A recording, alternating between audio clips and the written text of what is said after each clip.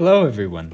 In this video we will continue to examine topic 5.2, the heating effect of electric currents, and in particular we will continue to examine multi-resistor circuits. So after sort of learning about the basic rules for multi-resistor circuits in series and in parallel, I would strongly recommend that you work your way through the examples here in the notes.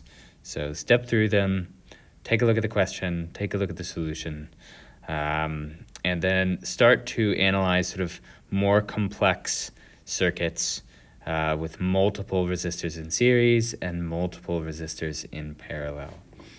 Make sure you find the equivalent resistances and then find the current provided by the battery in these particular examples. So we can summarize everything. So you'll notice that in this little subunit I haven't really put anything in a box and highlighted it. And that's partly because this particular page, the whole thing would be put in a box and highlighted. Okay, so this is a summary of the important relationships you will need to have in your back pocket moving forward. All right, and it compares a series relationship shown here to a parallel relationship of arbitrary or n number of resistors. Note that for current,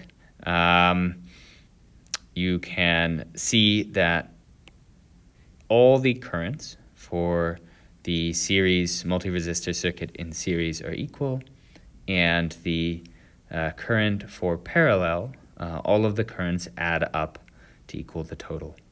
Notice that this pattern is exactly reversed in the potential difference.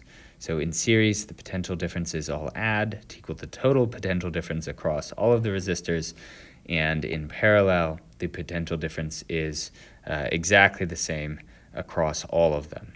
And then for resistance, the relationships are pretty straightforward for series, so the resistors add together to give the equivalent resistance, and for parallel, the inverse of the resistances add together to give the inverse of the equivalent resistance.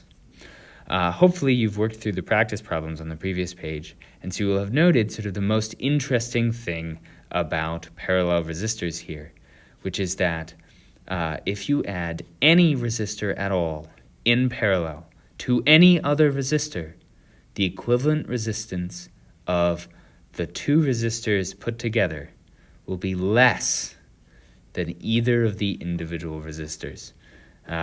So the equivalent resistance always drops if you add another resistor in parallel.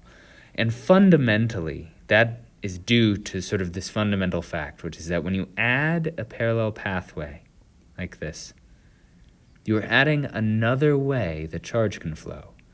It's equivalent to saying we're going to increase the effective cross-sectional area of the resistor. We're going to make it wider. We're going to add more pathways for that charge to flow.